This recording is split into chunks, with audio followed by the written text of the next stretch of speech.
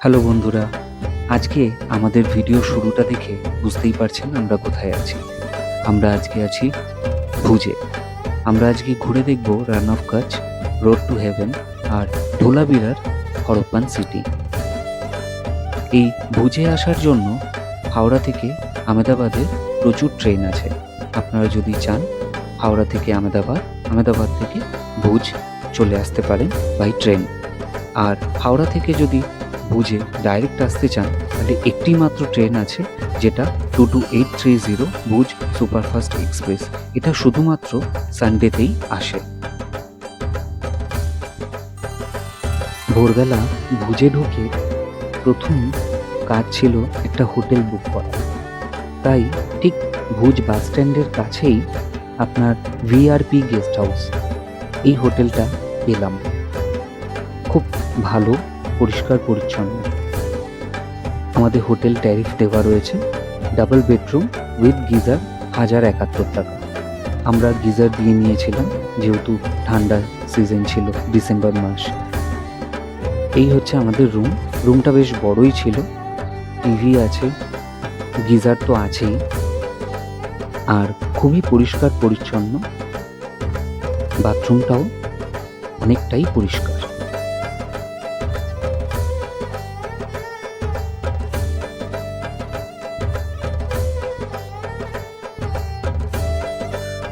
ঘড়িতে সকাল 9টা, তাই দেরি না করে ফ্রেশ হয়ে ব্রেকফাস্ট করেই বেরিয়ে পড়লাম রোড টু হেভেনের উদ্দেশ্যে।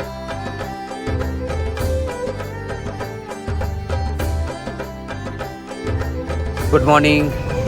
আমরা আজকে ভুজে সকালবেলায় তো চলে এসেছি, জানেন তো। আজকে আমরা বেরিয়েছি একটা গাড়ি বুক করে।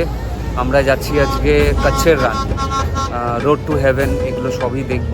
তো তার জন্য একটা গাড়ি বুক করেছি, কারণ ভেবেছিলাম বাইক নিয়ে যাব, বাট অনেকটা রাস্তা, তো সেই জন্য একটা বাইক বুক করিনি আর কি, একটা গাড়ি বুক করেছি। তো আমাদের পড়েছে 12 টাকা কিলোমিটার, ওই 300-350 কিলোমিটারের মতো হবে। তো যাচ্ছি, সঙ্গে থাকুন, দেখাবো সবই।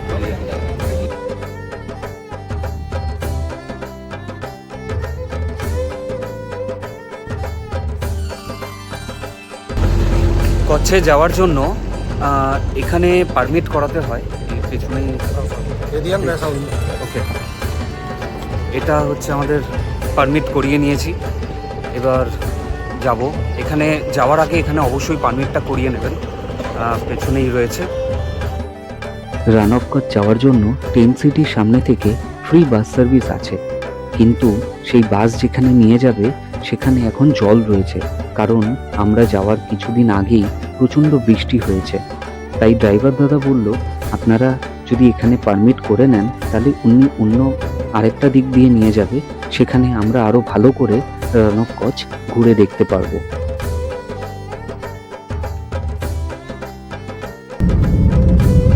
এটা হচ্ছে আমাদের গাড়ির ड्राइवर दादा राहुल, ओनर नाम।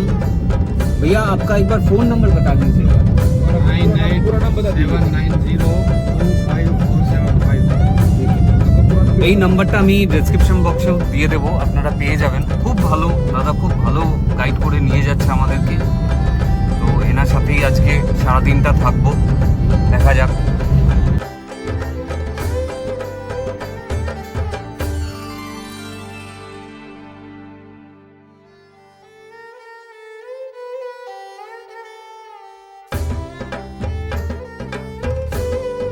আমরা চলে এসেছি রোড টু হেভেন। এটা হচ্ছে রোড টু হেভেনের এন্ট্রি।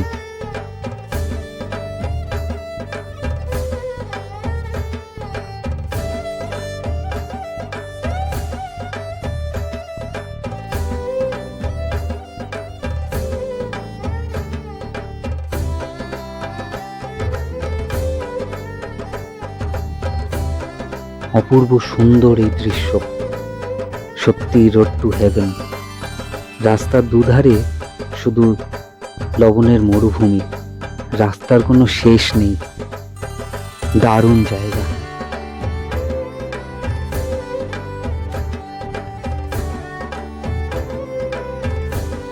দু সাইডে তাকালে কোনো শেষ খুঁজে পাওয়া যাচ্ছে না। আকাশ আর মাটি এক হয়ে গেছে, আলাদা করে বোঝা যাচ্ছে না কোনটা মাটি আর কোনটা আকাশ।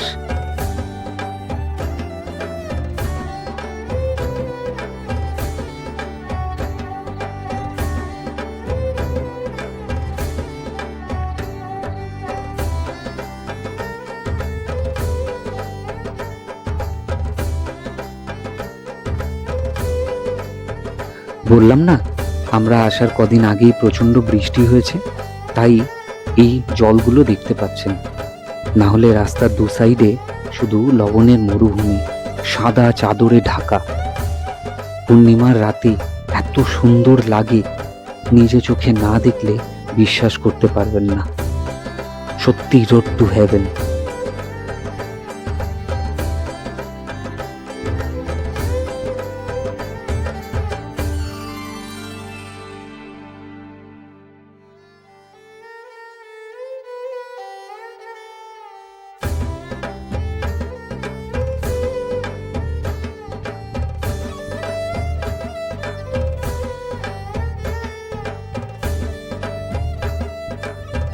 আমরা এই রোড টু হেভেন ক্রস করে এবার যাচ্ছি ধোলাবিরা।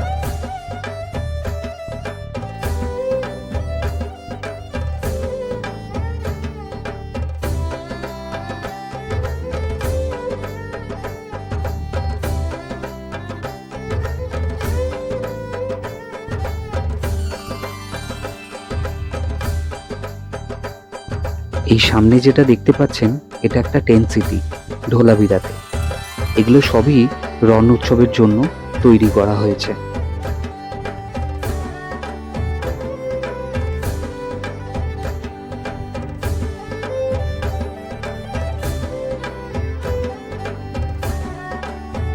ধোলাবিরা ভারতের একটি অতি প্রাচীন হরপ্রিয় সভ্যতার নগরী।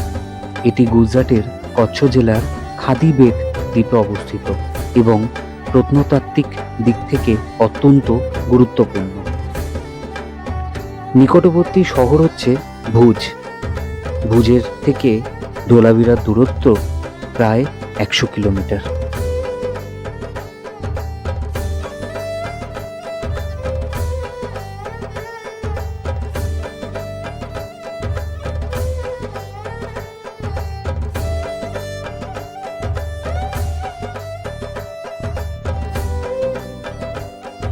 আমরা এখন আছি হরপ্রিয় নগরী ধোলাবিরা।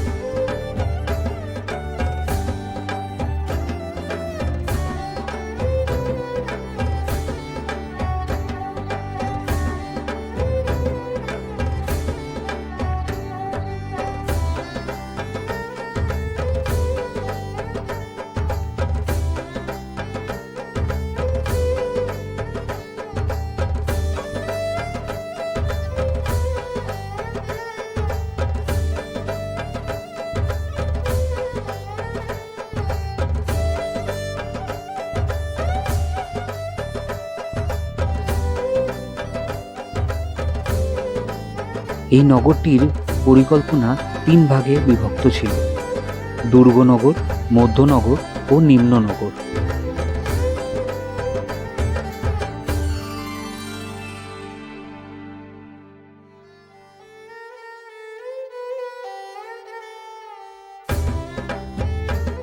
এখানে ছিল অত্যাধুনিক জল সংরক্ষণ ব্যবস্থা, বাঁধ, জলাধার ও কূপ, বৃষ্টির জল সংরক্ষণের উন্নত কৌশল।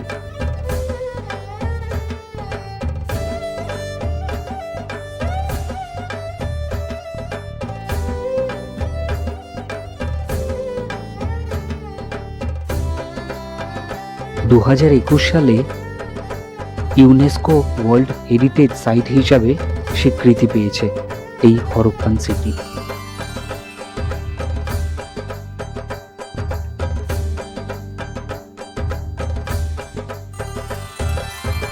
এখানে ঘুরতে আসার বেস্ট সময় হচ্ছে অক্টোবর থেকে মার্চ মাস, কারণ গ্রীষ্মকালে খুব গরম থাকে, তাই এই সময়টা এড়িয়ে চলাই ভালো।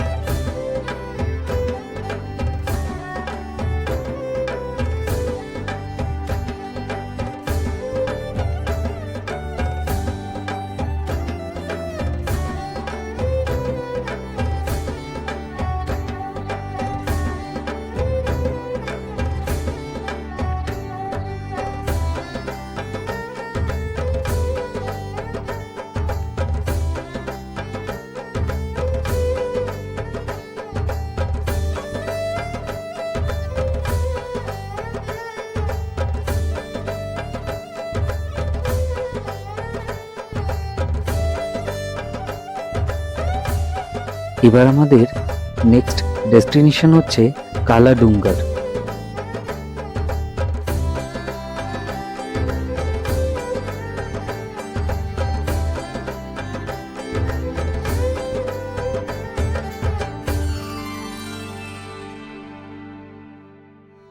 এই কালাডুঙ্গার যাওয়ার জন্য আপনাকে আবার এই রোড টু হেভেনের ওপর থেকেই ব্যাক করে আসতে হবে।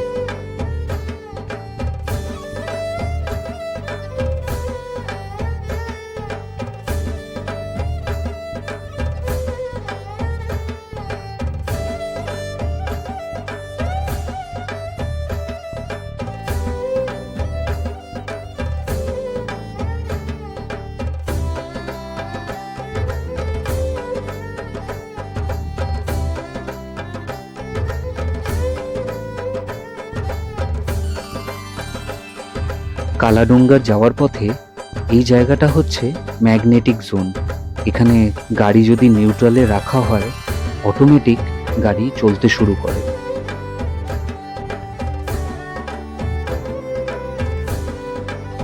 রাহুল ভাই দেখালো যে দেখুন এক্সেলেটারে পা নেই, তা সত্ত্বেও গাড়ি পেছন দিকে দৌড়াচ্ছে, আর এতটাই স্পিড উঠে যায় যে 90 কিলোমিটার/আওয়ারে ছুটতে থাকে।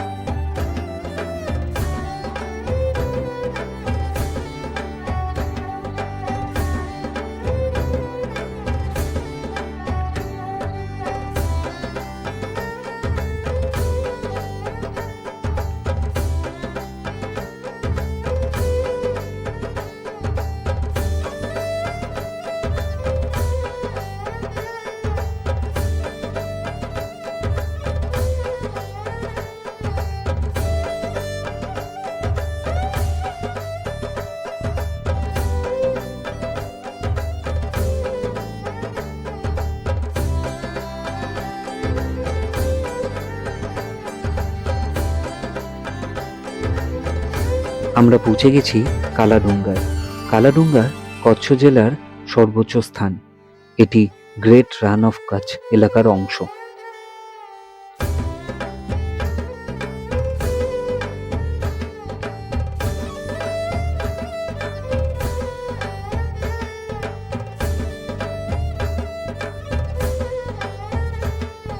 কালাডুঙ্গার ভুজ শহর থেকে প্রায় 97 কিলোমিটার দূরে, উচ্চতা প্রায় 458 মিটার। কালাডুঙ্গার মানে হচ্ছে কালো পাহাড়।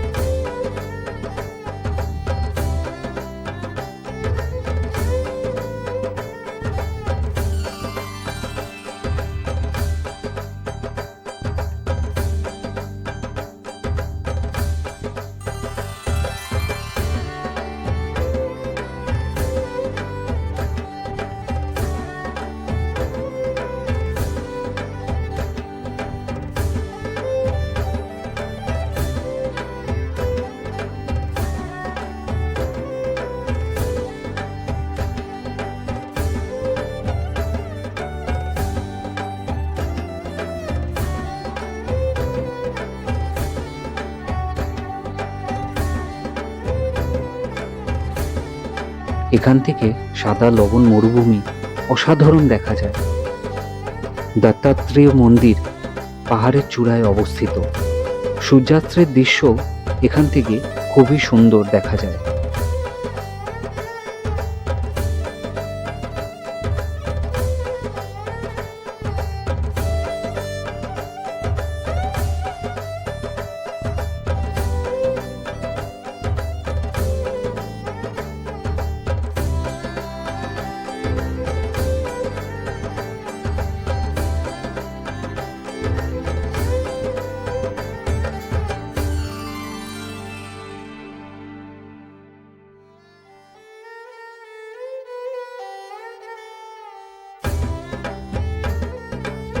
আমরা এখন চলে এসেছি রান উৎসবের টেন্ট সিটির সামনে।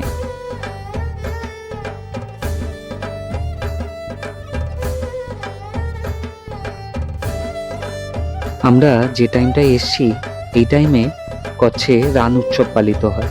সাধারণত নভেম্বর থেকে ফেব্রুয়ারি পর্যন্ত এই রান উৎসব চলে। মেন আকর্ষণ কচ্ছের লোকনৃত্য ও লোকসঙ্গীত। এখানে হস্তশিল্প ও কর্মসূচির, স্থানীয় খাবারের প্রচুর আয়োজন থাকে। উট সাফারি ও সাংস্কৃতিক অনুষ্ঠানও এখানে হয়।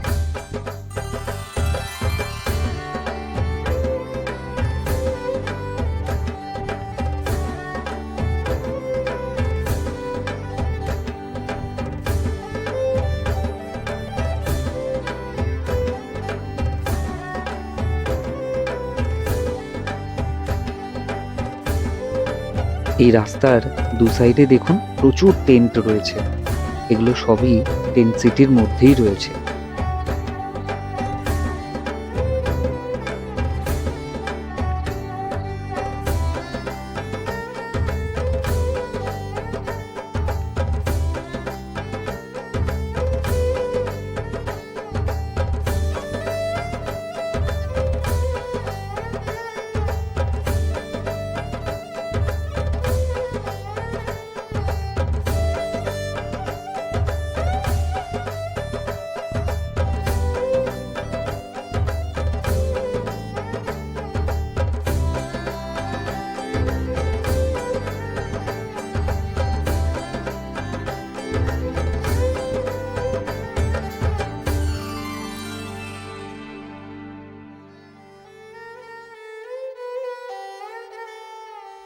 রান অফ কচ্ছ গুজরাটের কচ্ছ জেলায় অবস্থিত। বিশ্বের অন্যতম বৃহৎ লবণ মরুভূমি। এটি তার সাদা লবণের বিস্তৃত প্রান্তর, সংস্কৃতি ও উৎসবের জন্য বিশ্ববিখ্যাত।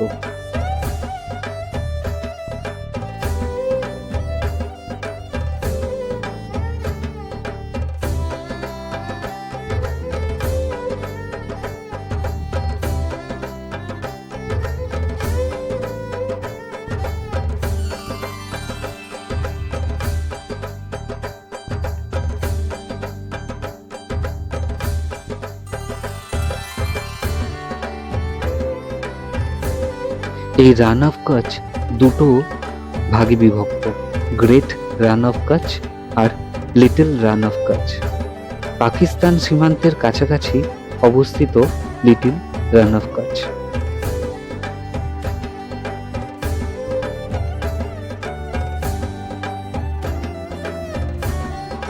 এই রান অফ কচ্ছ বর্ষাকালে সমুদ্রের মতো জলে ভরে যায়। শীতকালে জল শুকিয়ে গিয়ে বিশাল সাদা লবণ প্রান্তর তৈরি হয়। পূর্ণিমার রাতে সাদা লবণ চর চাঁদের আলোয় অপূর্ব দেখায়।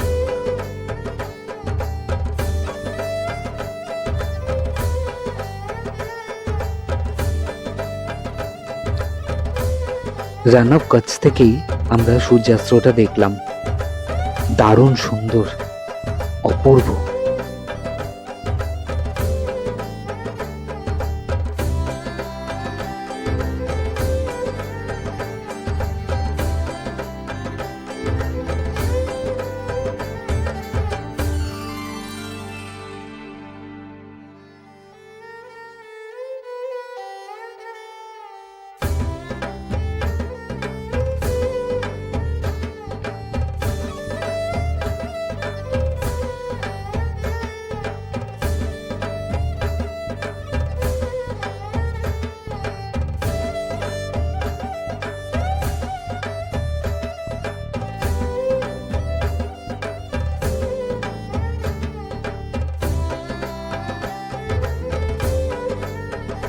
এবার আমাদের হোটেলে ফেরার পালা।